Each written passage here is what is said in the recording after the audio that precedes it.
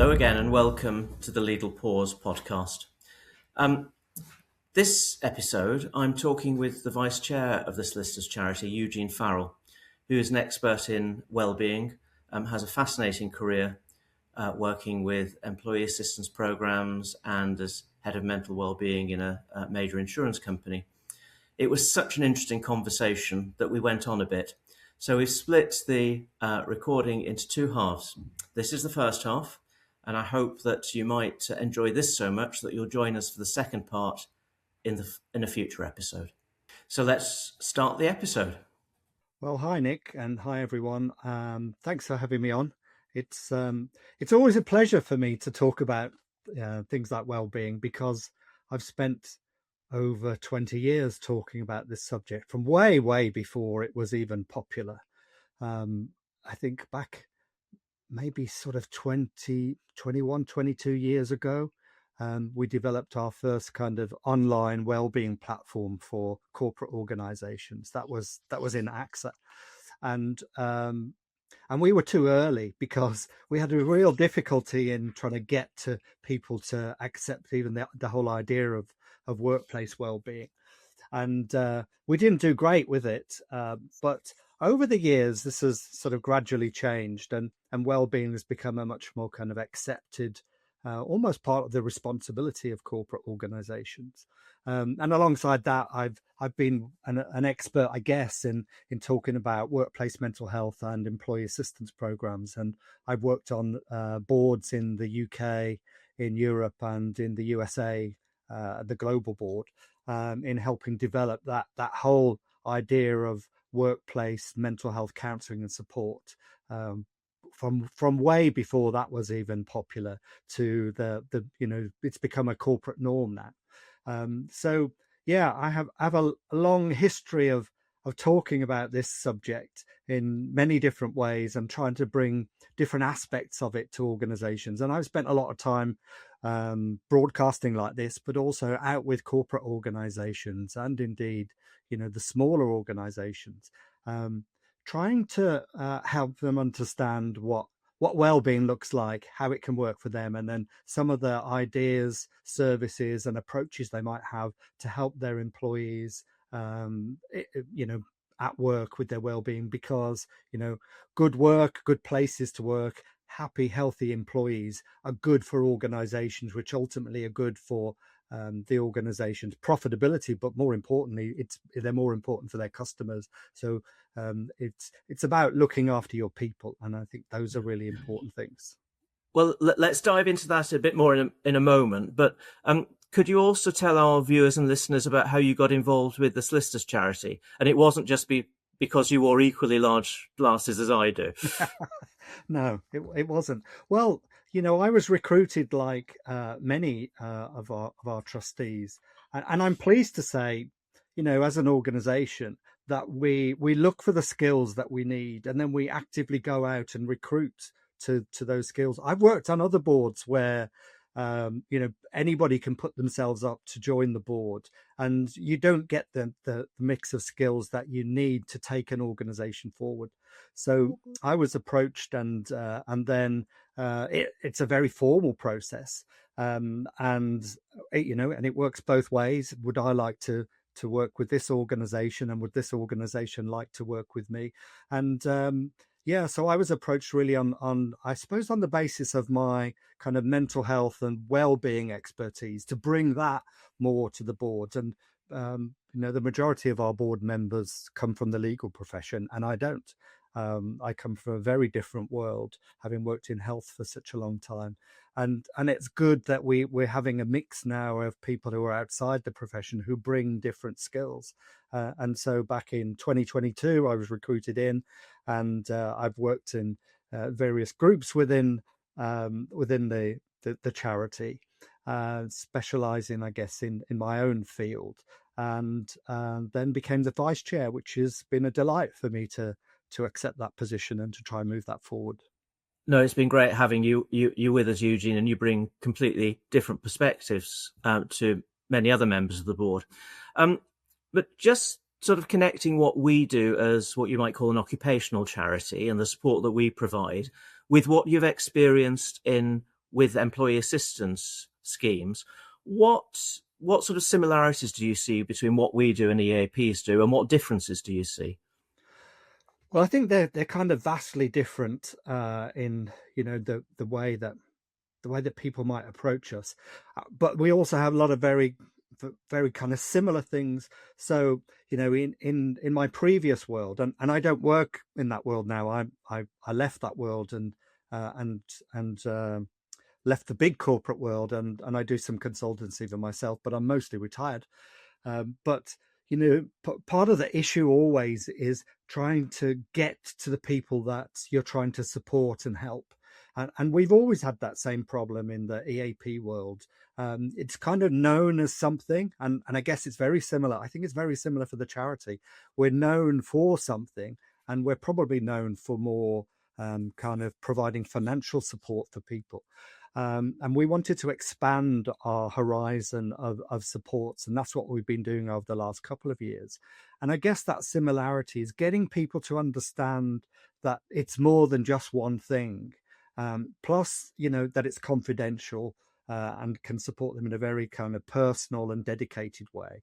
And also, there's no shame or stigma involved in looking for some support. So those are very, very similar things, and I guess that's because we're trying to appeal to help people who are in some difficulty, who may be experiencing some difficult things in life. They may be in crisis when they come to us. And often when you're in those situations, you're not necessarily exactly clear, where you can get those levels of support. So we need to be like, it's the same for both EAPs and for what we're trying to do. You need to be just there at that time when somebody is in need of some support, and that they can come and feel confident that this is something that can help me and can support me. It strikes me too that perhaps we can be a bit more tailored than an EAP sometimes can be, and possibly offer a bit more support in depth. So I'm just thinking that, around mental health support, we often offer 10 sessions of therapy. Sometimes it can be more than that if that's the recommendation from the professionals. But also we can tailor the kind of support that we're offering. I'm thinking, in the last year, we've introduced a relationship with an organization called Therapeutic Coaching, where there's both a therapeutic aspect to what they're doing, but there's more a sort of outcome focused part of it as well, using coaching techniques alongside the psychotherapy to try to get some concrete outcomes from things that appeals to some of the people that we're helping. And that's come directly from conversations we've had with our clients and their needs. And because we're independent, we can also be just that little bit more flexible, perhaps. You're exactly right in that, EAPs operate to very kind of strict models, usually very brief intervention, 5 sessions. And right from the start, when we were designing this, we were really trying not to be like that. Otherwise, we'd just become an EAP, right? And we're not an EAP. We're a charity that provides a lot more support for people, as you say, in a very bespoke way. So it's based upon how an individual presents to us, what their needs look like, but also having professional assessment at the best level that you can, that then follows best practice in terms of what's needed therapeutically for those individuals. And that goes beyond what EAPs can do. That it's a much wider and it's much broader. And I really like what we've been doing, with the coaching aspect, because there are those people who maybe they don't think they have, for example, a mental health problem, but they've got some other problems, like they're not able to manage well at work, or that they're not confident enough at something, or they're feeling some kind of lack of confidence in themselves. Maybe it's a return to work after something. And that's where coaching can be really helpful. So we're not labeling those people as in a kind of mental health world. They're coming to us in a very kind of coached way. And I think that's really positive. And that's probably one of the things that's harder to communicate to people, that we can provide that level of support too. But actually it's incredibly positive, and it sits alongside, the kind of crisis level support that we have, but also this kind of more developmental and helpful level to people who are who are not in a clinical state. And I think that's where it's really supportive.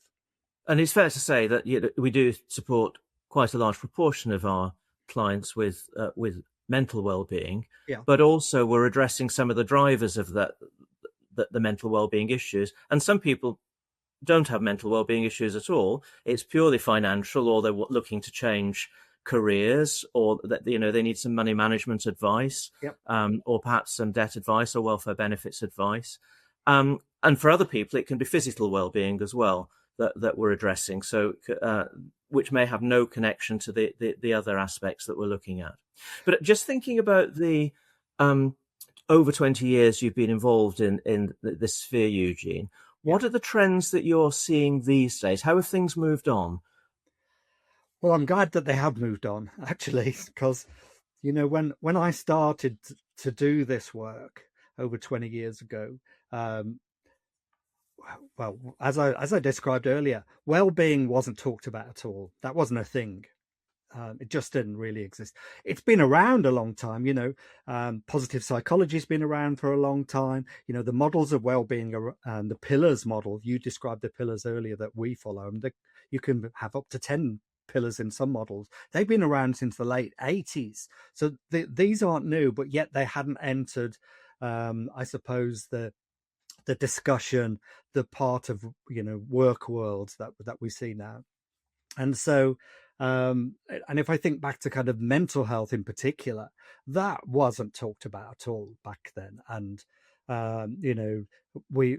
we were out there talking to organizations and trying to persuade them to even, discuss with us, people like me, that mental health was a real thing. And we started off, I guess, almost in a kind of code, and because we talked about stress a lot.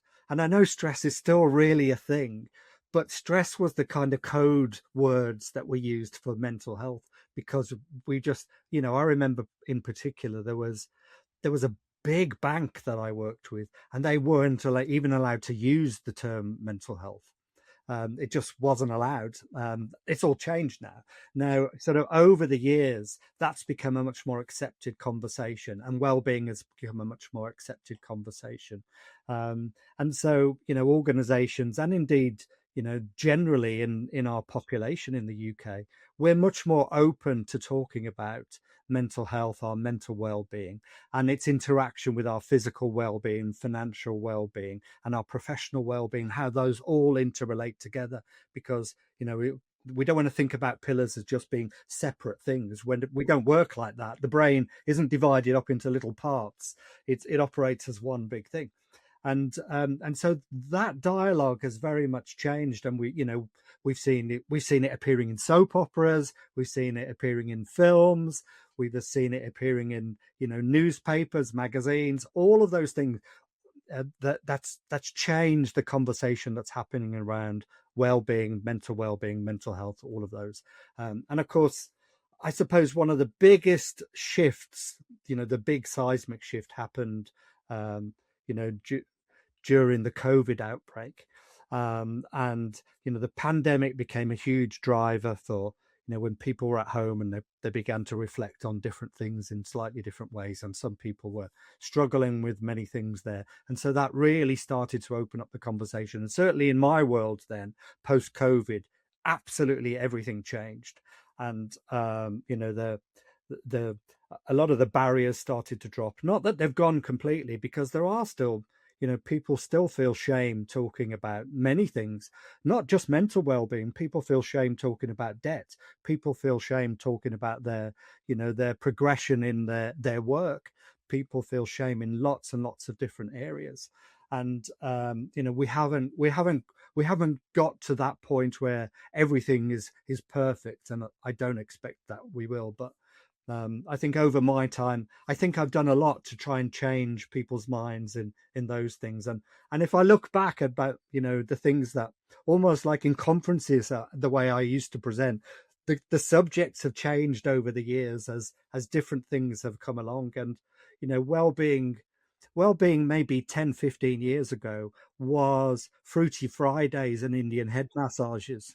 And, that's what people thought was was a good well-being program, and now they're very, very sophisticated programs in many organizations and multifaceted and can involve lots of different things. And then we start to see now, I think, some of the cultural shifts in organizations that take more into account differences in people, different groups, and how well-being isn't just one thing. It might be different inside different groups as well.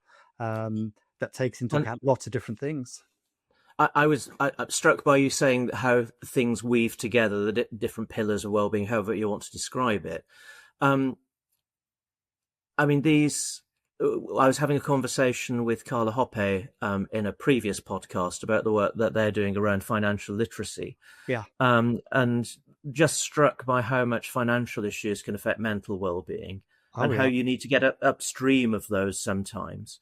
And we were talking about how it's important for firms, not just for the individuals. And of course, well-being is hugely important for individuals, but also for staff retention, for staff performance, for not losing an investment in training and developing people. It's really important for the firms as well.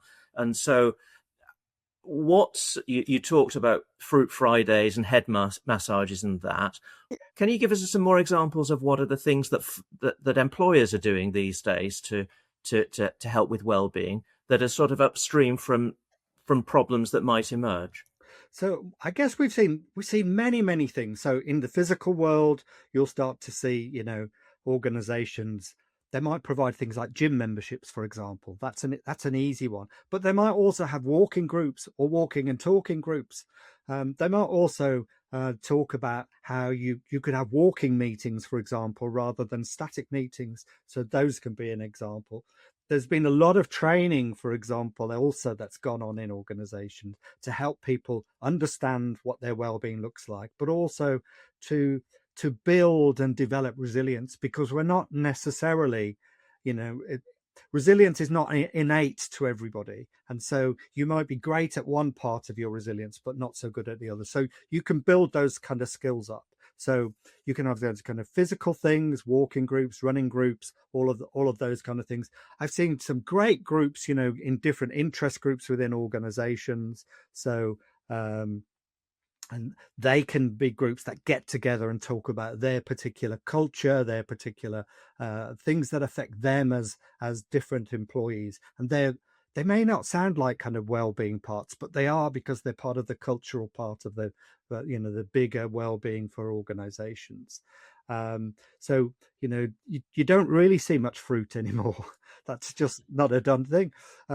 But organizations also talk about, that, and they'll have information, etc., available about things like healthy eating, about moderation in things like drinking and alcohol. So those might be there, and they might bring in experts to talk about those sort of things. So it becomes wide and it becomes very varied depending on organizations. There are organizations that have apps that help with their well-being. There are organizations that use tracker, these kind of exercise trackers, smartwatches that can download data and can feed into the global data that they're collecting. Organizations, lots and lots of organizations now don't just have their kind of annual employee survey. They've built in questions around well-being as well. So they want to know how people are feeling, but also what their well-being looks like and what the organization can do more.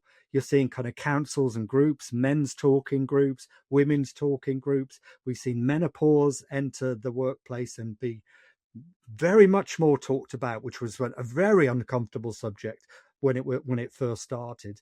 And we're starting to see that that support, and we're seeing neurodiversity is kind of one of the later things. It's not really that new now, because that started a few years ago, as being one of those things it can be a driver of mental health, and but it can also be a driver of many other things. But it's again, it's part of that kind of broader higher level well-being approach for organizations, recognizing difference, and neuro difference can bring different things for different people. And so if you're somebody with a neuro difference, you might struggle in certain things that can lead to various issues or problems. So that's become almost blended into that world as well. It is slightly different, because I think, but it has become part of that world. So there are so many different things, and I've seen organizations with literally, hundreds of programs, as well as those with relatively few programs. And probably for something like 15 years, I've been a judge of a major magazine's awards. I won't say which magazine it is, because I'm still a judge, and we just had the awards just a couple of months ago. And I've been a judge for the wellbeing programs, and the difference from 10, 15 years ago to that, the submissions and the programs that organizations had compared to now is light and day. I mean, you've gone from, Fruity Fridays to very sophisticated programs that involve the employees, and it's not a top down. It's a bottom up and top down, and it's very collaborative. Is it possible to do too much, to spread things too thinly so that they're not effective? That's, probably, because outcome is really important. And one of the things that probably I'd say over the years is, that I've seen over the years is outcome has been poorly measured. And so you need really there are lots of, outcome measurement in wellbeing is not easy to do, right? And so you're probably better to have simple measures of outcome, and stick to those rather than trying to measure really complicated things. There's a whole world of wellbeing products out there, and everybody wants to sell you these kind of new gadgets, new things all around wellbeing. And, there's not necessarily an effectiveness around how they're going to work. I suppose the AI will become one of those new things. Can there be too much? Well, I've seen programs where the choice is so big that people get paralyzed by the choices.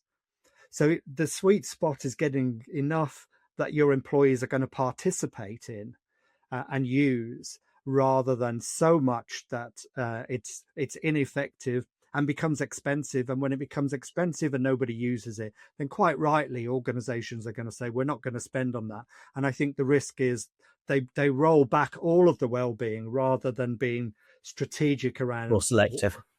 That's what I would say. It's easy to have too much. So that's the end of part 1 of the interview with Eugene. I hope you enjoyed it, and I hope we'll see you soon for part 2.